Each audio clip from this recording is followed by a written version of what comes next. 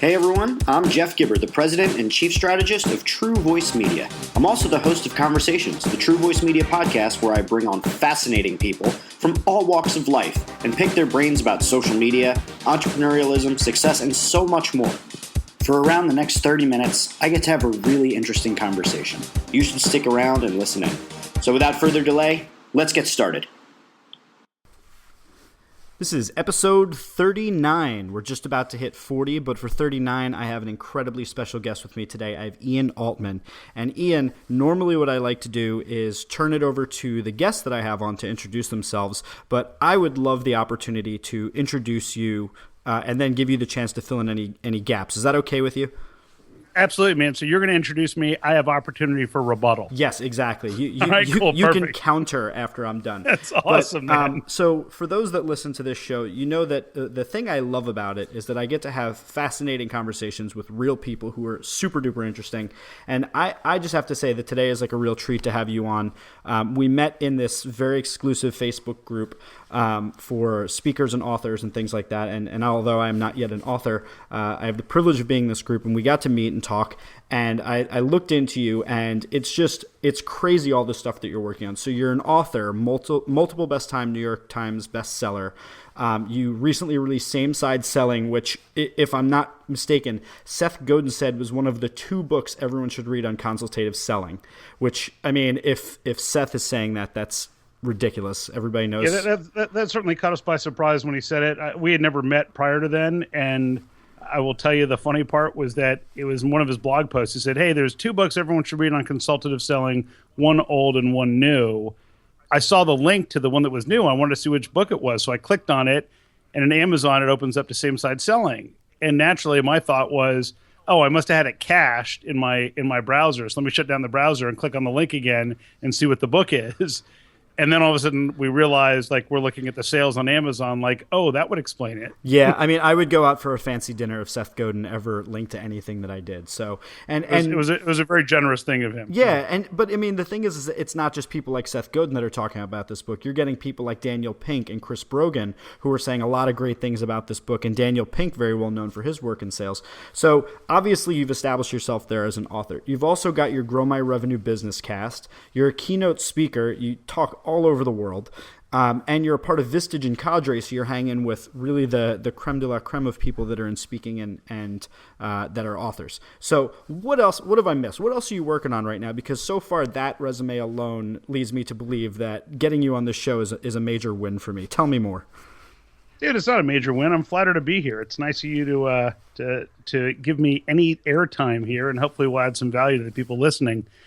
I guess the biggest thing we left out is that I've got a dog, 2 children, and a wife I don't deserve. And I write a column every week for Forbes, and in fact, my trends article just came out a couple days ago, and it's always a good feeling when you click into BitLink to Bitly to create a BitLink, and it goes, wow, this thing is really hopping, and it's like measuring, that you're getting 20 or 30 clicks a minute. On it that tells you that you may be onto something. So every year, as part of my weekly column in Forbes, I do one issue, which is the top trends we're seeing for the next year that are driving successful businesses, and that thing always gets a lot of attention. So it's fun to have those discussions too. Well, for those that haven't read the Forbes article, and obviously everybody listening, we're going to put tons of stuff in the show notes for you to check out and follow Ian all over the web, and hopefully they'll come and check out your Forbes articles. But for those that haven't, what are some of the trends that you're going to see coming up in 2016? Well, you know what? There's obviously there's 10 of them, and I don't want to go through them all because it's less just some about highlights. Me. I want to make sure we're getting some good stuff that is really actionable for your listeners. Some of the things that are really big. The first one, I talk about millennials, and I say that smart businesses will shift from complaining about to embracing millennials. And according to the Census Bureau, the largest group of individuals is people in their 20s. So it's like 80 million people. And I see people who are in the baby boomer generation sit there and say, well, these darn Gen Y, these darn millennials. It's like, dude, that's like the economy right now. Mm-hmm. So stop complaining about it, start embracing it. And part of it gets down to recognizing that you've got people who want to do business differently than maybe other people did in the past. And every time someone gets cranky about that, I say, look, the guy before telephones, there was someone who, once telephones started to get popular, some guy came to the CEO of a company and said, hey, we got to start having customer support over the phone. And the guy said, well, that's stupid. If they want to talk to us, they can come in and speak to us. That's what everyone's always done.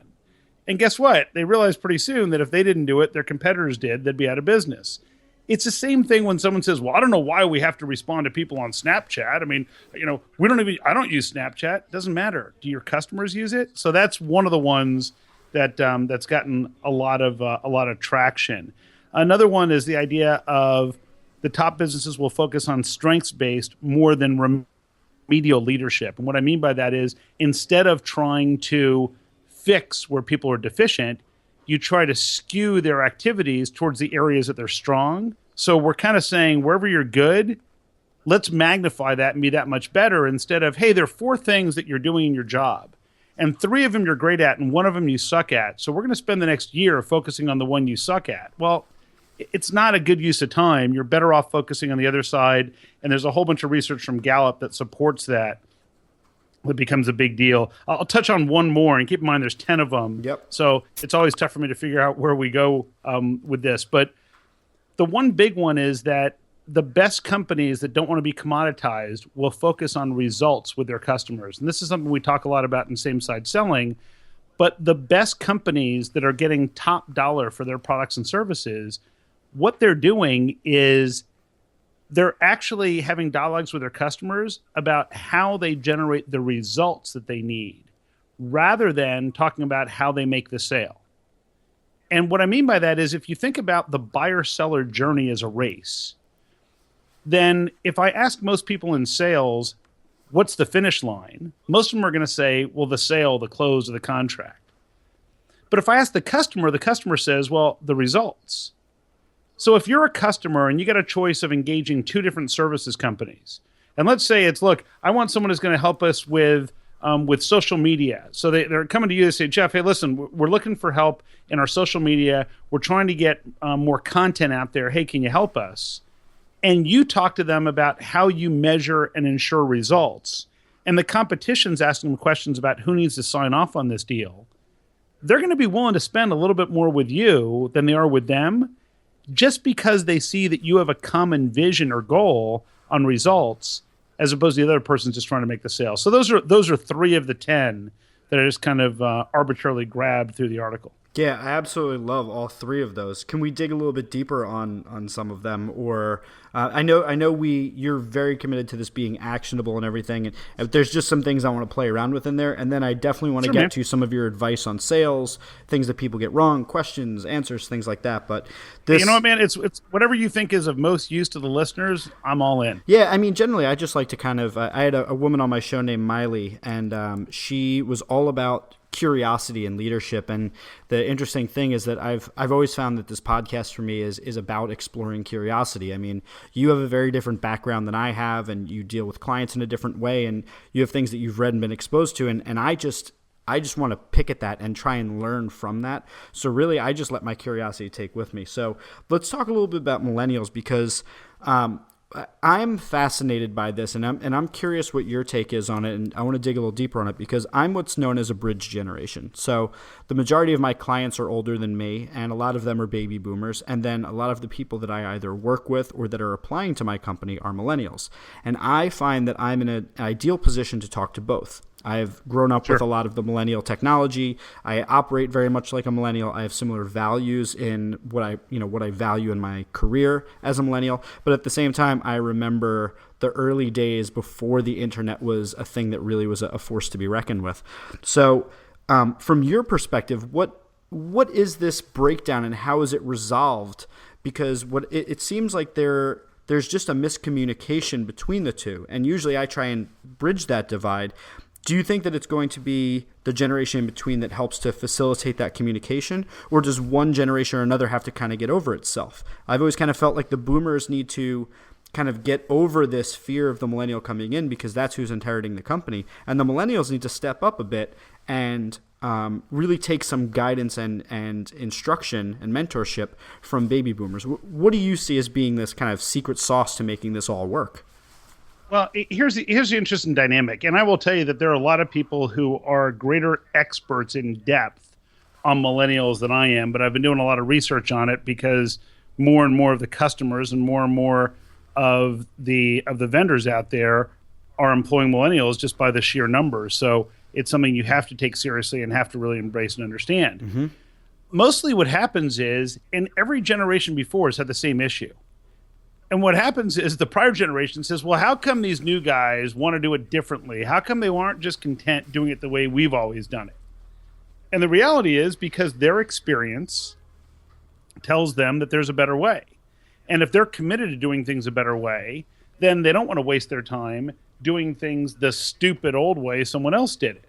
Now, I say that sarcastically, but that's really what's going on is people are saying, well, that other way was stupid. I'm not going to do it that way.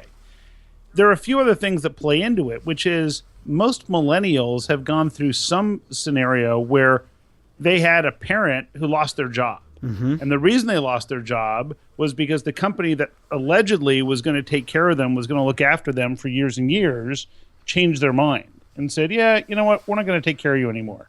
So now you're kind of on your own. So what happens is the millennials say, look, I don't necessarily buy into this idea. So you got to paint a picture for me on what my career path is. And if you don't do that, I don't trust that you're going to just work in my best interest. So I'm not on board. And when you combine that with, oftentimes what'll happen is and this is through a number of different people that I referenced in the article. What I've learned is that a manager will say, look, just do it this way. And millennials are all about figuring out the best way to do it. So instead, if you said, look, here's the result we're looking for. Here's the way we've done it in the past, which you're welcome to do it that way. If you think there's a better way to do it, let me know. Then they're probably going to go, yeah, you know what, that makes some sense. Here's where I might change some things. But if you literally say to them, hey, do step 1, do step 2, do step 3, the Gen Y person says, well, okay, until I understand the end goal, I'm not doing it because I've seen too many people waste time doing things that don't make sense. And so there's a major generational difference there, and it's just, if you think about it, I mean, my kids are way more advanced. I've got a son who's 14, and he's studying stuff in chemistry that I didn't study until I was like a freshman in college. But it's just the way things work. So I don't sit there and say, oh, why are they teaching him this? I'm like, wow, that's cool that he's learning this way earlier than I did. Mm-hmm. Well, let me ask you this. Let me kind of not exactly push back on it, but what happens when you do have the best way? I mean, what happens when you have gone through the different permutations and the idea that's being presented to you by the millennial is not the way that it should work? Is that just a communication problem, or is it that you kind of have to let them fail so that they can see that there's a better way? What do you do in that scenario when, you're very accomplished, you've done a lot of things in your career? What happens when, a 22-year-old comes in and tells you you're doing it wrong and brings up something that you've either tried before or for certain is just not going to work? Well, and here's the big difference, that it used to be that businesses were run very much from a dictatorial standpoint. Do this, I'm the boss, you just do it. And now we've got more of a culture of buy-in. And to that end, the difference is when someone says to me, like, for example, I'll be working with an organization on sales strategy, and some millennials say, well, I don't think that works. I think we should do it this way. And instead of saying, no, that doesn't work, I go, okay, let's walk through that. So if we do that, so you want to call, you want to address it this way, right? Yeah, let's role play it. And then so they'll share that with me, and then I'll give a response that they're probably not anticipating. And they give this blank stare, and I say, okay, see, that was my concern, is that might happen. Let's try it the other way, and then you tell me, we'll go with whichever one you think is better. Yeah. And it's almost that self-discovery, and it's the difference of the millennials, and I hate to generalize, because not every millennial thinks this way, mm-hmm. and it's a broad category of people, so... But in general, and it's we're assuming, we all know what happens, we assume. But in general, millennials want to be part of discovering the solution. They don't want someone to just tell them how to do it. Mm-hmm. And so to that end, and by the way, this isn't just work with millennials, it works with everybody. It's just in prior generations, people would tolerate it the other way. Yep. Got it. Got it. Yeah, no, that all totally makes sense. And I really like the idea of using sort of practice and self-discovery in a safe environment as a way of making that the learning experience instead of kind of dropping them into the deep end, so to speak. In my prior technology company, so I had grown a couple of companies from 93 to 98. We were like a Fast 50 company. We're the 50 fastest growing companies in the Washington, D.C. area. We then built a software company. We sold both of them in 2005 to a group of investment bankers. And then we grew the parent company to a value from $100 million to a couple $1 billion, where I served as managing director. The big thing that we did back then, that we were just lucky. It wasn't like I had this great vision. I just got lucky. But we never told people how to write code. We never told people how to develop something or how to solve it. We would say, look, here is very well defined the problem that the client is trying to solve. Here is very well defined the results that the client is expecting. So we need to make sure that we solve this problem and deliver at a minimum these results. Now, you guys come up with the best way to solve it. And what happened was in the midst of one of the most competitive time frames for technology company employees, we had almost zero turnover because everyone was engaged. They got to use their creativity and figure out how to solve problems. Now that something like they teach, we just got lucky and kind of stumbled across it. Yeah, it's like the early days of a hackathon, really. Yeah, we just didn't know it. Yeah. All right, well, that's kind of cool.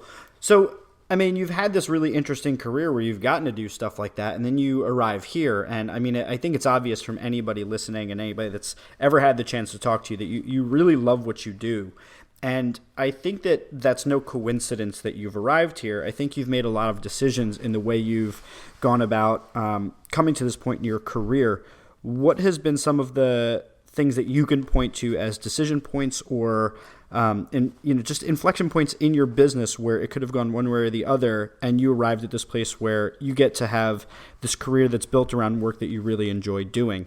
Because I think a lot of people, and I know for certain that a lot of people that listen to this podcast in particular, I get feedback from people that listen, they're people that work in a job, and maybe they're not thrilled about it, but they may have an idea, it's burning in them, or, it could just be anybody that has this creative juice that they want to just let out and do something with. How did you identify when it was time to make this leap and do the thing that you're doing now? So Jeff, I'm going to give you two different stories. One was when I started my first company, and then what led me to start this company. Does that work? Yeah, that works perfectly. Okay, cool. So in my first company, I was, a few years out of college. I was working for this mainframe-based company, and I had identified all this potential business. I was running, this is a mainframe-based company I was running at the time, was called the client server division, which basically meant I was helping people start using PCs instead of using mainframes. Mm-hmm. But it sounded more elegant if we called it client server. And there was there were a number of clients who really didn't want to have anything to do with the mainframe. They just wanted to start migrating stuff to PC-based systems. And so there were a number of opportunities there to help people do that. And the company said, no, we don't want to do that because then these people might shift off the mainframe sooner. So it was kind of that scarcity mindset. And I remember talking to this guy, Bob, who I worked for. And I said to Bob, I said, it's so frustrating because there's a ton of business that we could be getting. I'm not permitted to go after it. Bob says, well, why don't you write it down? So I'm writing it down on a whiteboard. And I said, well, here's this account, and it's, $250,000 easily this year. And here's this other account, and it's $250,000. And here's this other one, it's 150. And so Bob looks at me and he goes, well, what do you need to be able to actually execute on these projects? And I said, well, nothing. I just need permission. Bob had closed the door and he goes, so why don't you do it? And I said, well, no, I don't have permission. He said, I don't mean here. I mean, why don't you do it? Because right now, you don't have a family. You don't have a mortgage payment. You don't even have a dog. Like, this is not necessarily a bad time to do this. And it's not like you're still in business from the company. The company doesn't want this business anyhow. They're going to find somebody. It may as well be you. And that's how I started my first company, was I just went out and it's funny. I had this whole plan. I was going to call in all these clients, and I literally resigned from the company. And 3 days later, one of the clients said, hey, we just called up and they said you're not there anymore. And I remember I had your home number. So can you come help us? And it wasn't even one of the companies on the list. And I ended up working with At the time, it was SmithKline Beecham. Now it's GlaxoSmithKline and Chubb Insurance and all these Fortune 500 companies that really, in hindsight, were crazy to contract out to a sole practitioner for these enterprise applications, but it worked out fine. So then we grew those companies. So, by the way, the funny thing is, like, employee number 4 or 5 was this guy Bob, who I hired as the COO to manage me.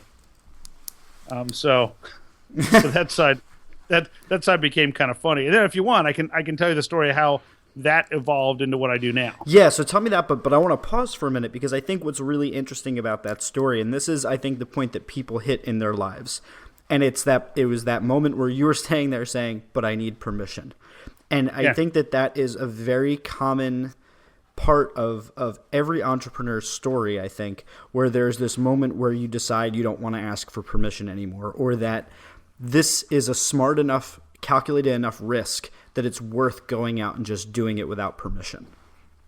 You know what? That's a great point, Jeff. I mean, it really just comes down to that notion of, that what you've got is the right thing to do, and you can have all the self-talk in the world that tells you why you can't do it.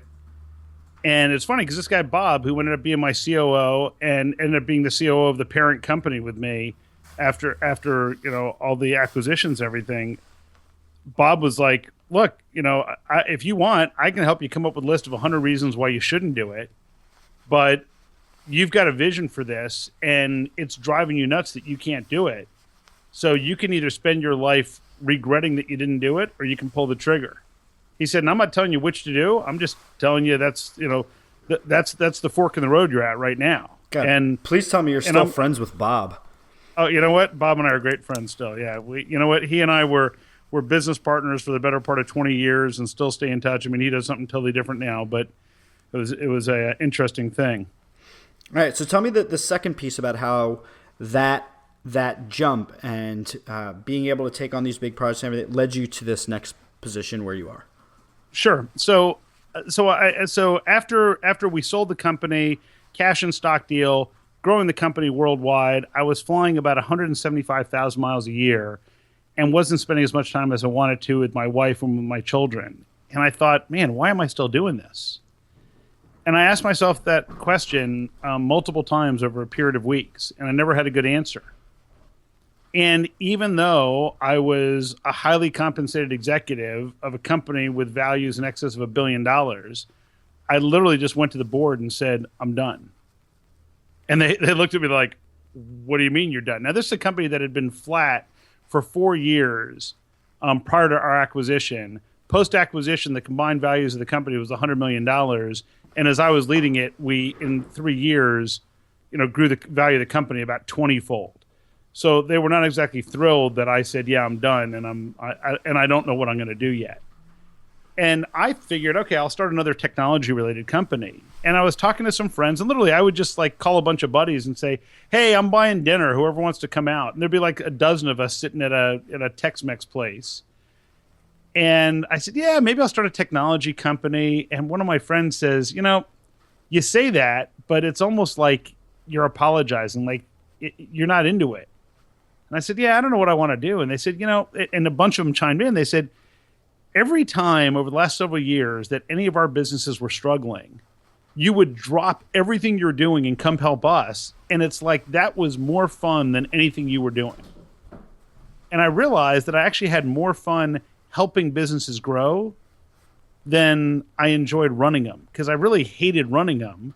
But I loved the idea of rapid growth and being creative and coming up with new ways. And so one of them said, "Why don't you do that?" And I'm like, "You can do that?" Because if you think about it, we had successful businesses. We had never brought in someone from the outside to help us grow or to focus on our sales. I just took that stuff for granted. And that's when I started this business.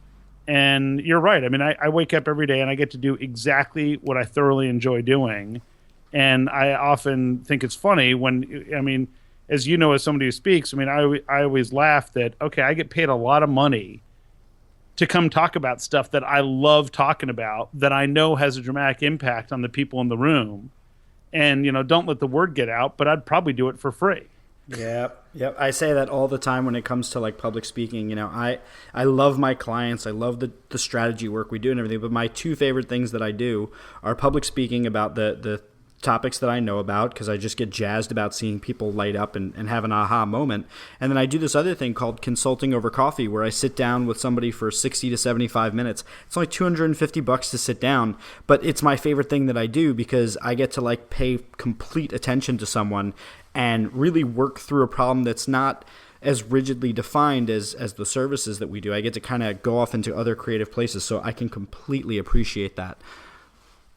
Cool. Yeah. So that's good. That's great stuff. I'm going to ask you more about that at some point. Yeah. Well, I'm sure we'll have a chance to do that. But I want to dig a little bit into exactly what it is that you do, because you're mostly advising companies how to grow, and your main area where you spend that time is in sales, right? That tends to be the majority of it. I'm sure there's other areas you touch on, but sales is a big piece of it, right?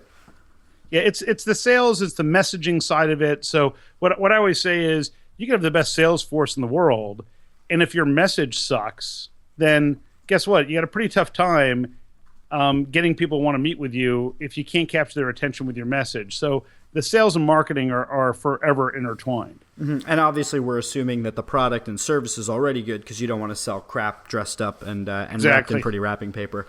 But you have this, I don't know what to call it, whether it's a phrase or a moniker or just a way of encapsulating your brand of doing this, which you use integrity-based sales. I see that in a lot of the copy that you write and a lot of the ways that you speak about things. Can you talk a little bit more about what you mean when you say integrity-based sales? Because I think integrity means something different to a lot of different people. There's the textbook definition, but I'd love to hear how you define integrity-based sales. Yeah, and the reason it's funny. One of the early comments I get from people is, "Wow, integrity and sales; those are two words you usually don't hear next to each other." Yeah, well, I mean, as part of this, I'd love also. I think sales is one of those words that makes people feel a little queasy, especially if it's something that they're accountable for. They're just, I don't like selling. I hear that more often than I'd like to admit. And back when I worked for other companies, I hated sales as well. And then as soon as I started my company, I basically fell completely in love with sales. So as you're talking about this integrity-based sales, I mean, if you can touch on that feeling that people get and how this might be somewhat of a remedy for that, I would love to hear it, because I'm constantly fighting that battle that sales is not icky. Yeah, well, and by the way, you touched on something that's very, very real, which is people who are not in sales want nothing to do with it. And so one of the things often when I work with like CEO groups, like I'll speak to these groups like Vistage or EO or YPO, and I'll ask them, I'll say, okay, you're on the receiving end of a visit from a salesperson. And right before they come in, someone says, oh, by the way, this salesperson's here to meet with you, and they've slipped through the gauntlet and they broke through security and now they're coming to meet with you. What adjectives do you think of when you think salesperson? And rarely does someone say something positive. They usually say slimy, pushy, smooth talker. And for the same reason, when you walk into a store, and I'm sure you've walked into a store and you walk into a place and the hyper ambitious salesperson comes up to you and says, "Hey, Jeff, may I help you?" And what do you most often say when someone says, "May I help you?" Just looking. Yeah, no thanks, just looking. And why is that? Is that a rhetorical question, or is that? Think about it, and then tell me what you think. Why do you say that? Why do you say no thanks, just looking? Because I wasn't seeking them out, I would say, is like the biggest thing. If I need help, I want to come and ask for it. I don't want it to be proactively pushed in my face, and I think that's where pushy comes in for me. Exactly. And my guess is the very first sales clerk, when they walked up to someone and said, "May I help you?" the other person didn't say, "No thanks, just looking." The other person said, "Wow, that's great. I'd love it if you could help me." And then over time, they discovered that the person doesn't really mean that. What they really mean is, how can I help me sell you something? Mm-hmm. And that pushiness in sales just doesn't work. Almost every book that's ever been written about sales, prior to what we wrote in Same Side Selling, uses either a game metaphor or a war metaphor. So in a game, you typically have a winner or a loser.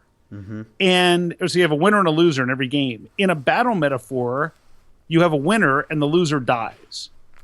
And then people wonder why there's this adversarial tension between buyers and sellers. So when I talk about integrity-based selling, what it means is your job as the seller, first and foremost, is to determine, is there a good fit between what this client is trying to solve and our expertise?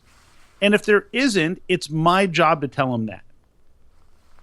And now, if there is a good fit, then it's my job to make sure that the value of my solution exceeds the impact to their organization of not solving that problem. And if it isn't, I should advise my client that, look, I think you're going to spend more than this problem's costing you. And it may sound counterintuitive, and people say, how can you do that? But when you do that, all of a sudden your client doesn't see you as someone there to sell, but instead you're there to help solve something important and basically discover, is there a problem worth solving? Mm-hmm. Got it. So hopefully that answers your question. Yeah, that answers it. It really does, because and I love it, because some of the ways that I talk about sales with people who are shy around the idea of sales and things like that, it hits on some of those points. I often like to say that don't think of it as sales. Think of it as trying to solve someone else's problem. And if you can solve it, then great. If you can't, then you would tell them that. But if you can sell them it, I generally say this, and this is how I feel about what we do. The reason I fell in love with what we do is that I feel that we are the best in our market doing what we do. And if somebody comes to me, I don't feel bad selling to them, because if I don't work with them and do the best job I can, I know that they're going to go with somebody else. They're looking for a solution to a problem. If I don't step up and show them that I'm the best for it, they're going to go with somebody else who's not going to do as good of a job. So it's my responsibility to help them. That's how I think of myself as a salesperson, is that it's my job to do the best work for them. Yeah, you know what, and that's exactly it. And here's the thing. The client who's not the right fit for you ends up being a toxic client you wish you had never gotten to begin with. Mm-hmm. And it's a difficult thing. There's a model that we talk about in the book of the right type of pitch that we call a same side pitch. And it follows this principle of what we call entice, disarm, and discover. So the entice part is that you describe the problems that you solve with amazing results. You then disarm the notion you're just there to sell something by acknowledging that not everyone's a good fit for you, and then you trigger a discovery phase to learn more about them. So if you think about it, like, you guys provide social media strategy, consulting, training, there's a whole bunch of things, but what's the underlying problem that one of your clients would be facing that tells you that they might need that help? Usually they're coming to us and saying something like, we need to generate more leads. Nobody knows who we are. We need to build brand awareness, or, we're simply not closing the sales. Something is messed up in our funnel. Yeah. So if you think about it, you could either say, hey, we provide social media strategy, consulting, training for these types of companies, and man, we're all over this stuff.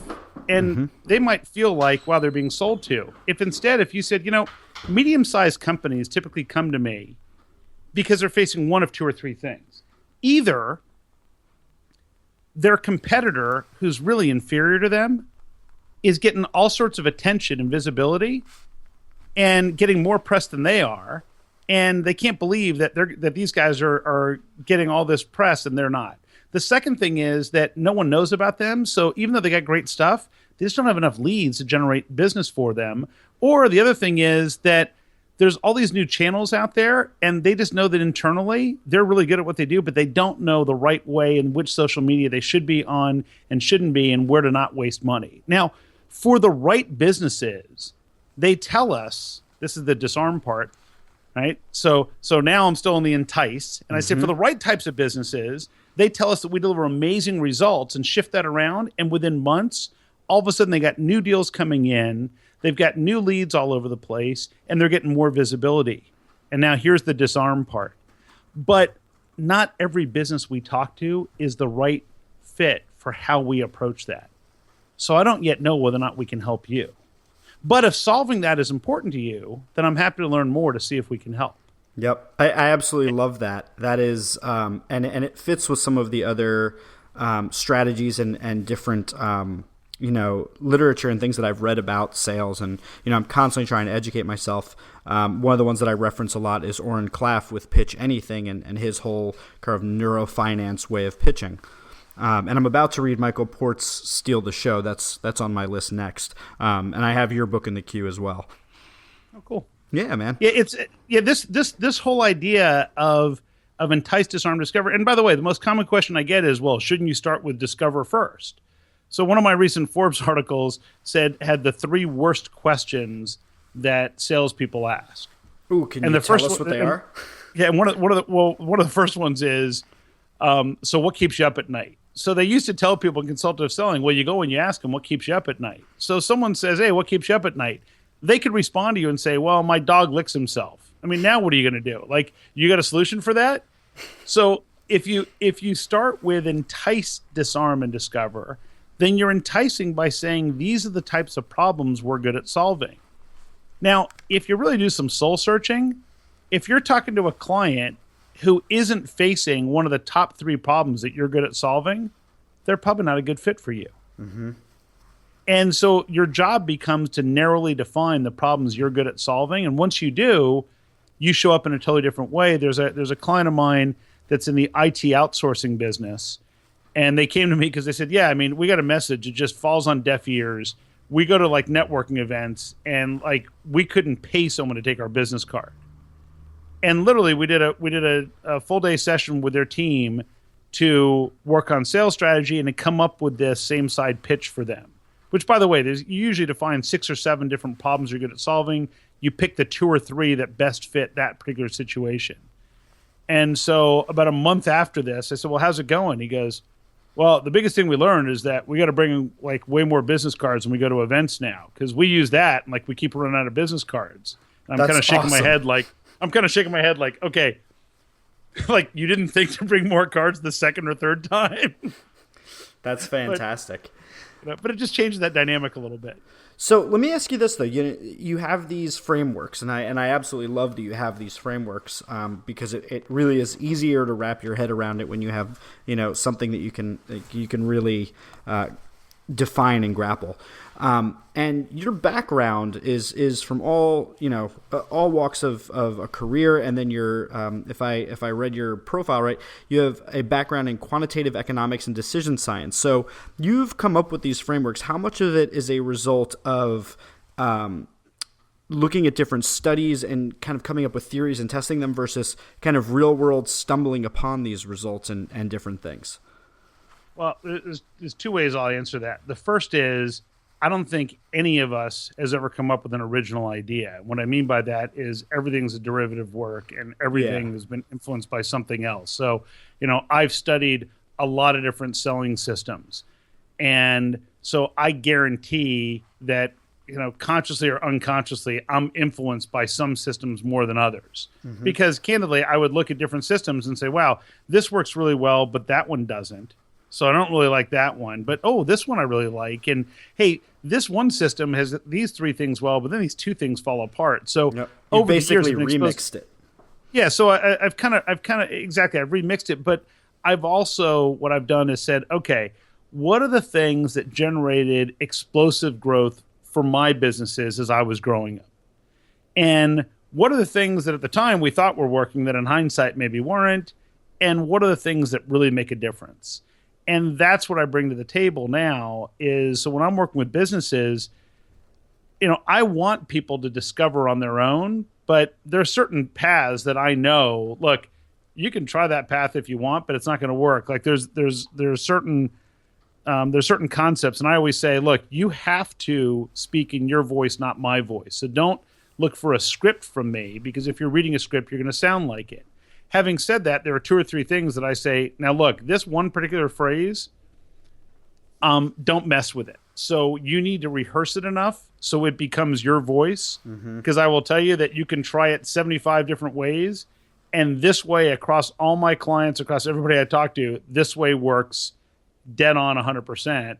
And variations of that, not so much. So, I'm always open to new ideas. And let's face it, it's not like a silver bullet. There's no light switch that says, oh, you flip this switch and now you're going to grow. There's hard work involved, but a lot of it comes down to strategy. Awesome. Well, Ian, you are just awesome to talk to, and I know that we have a hard stop coming up, and I could definitely sit here and just chat with you for hours upon hours, but I know we had to call it quits at some point, but I would absolutely love to have you back anytime. But before I let you go, please tell everyone listening where they can go to be social with you, learn more about you, and I'll take everything you tell me and I'll put it in the show notes so that they can follow you around the web.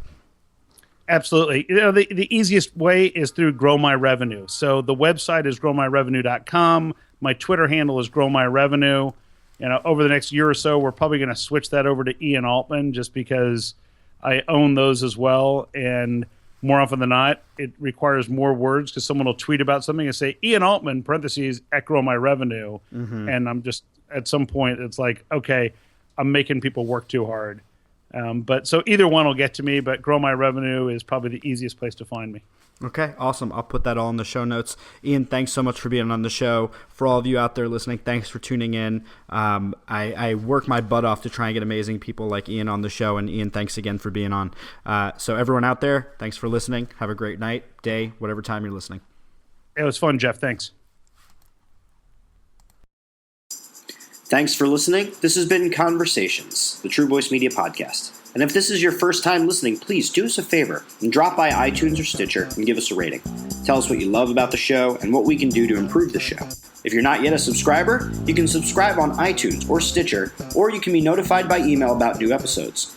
To subscribe, just drop by truevoicemedia.com/conversations. Tune in next time where I bring on another incredible guest and have another interesting conversation.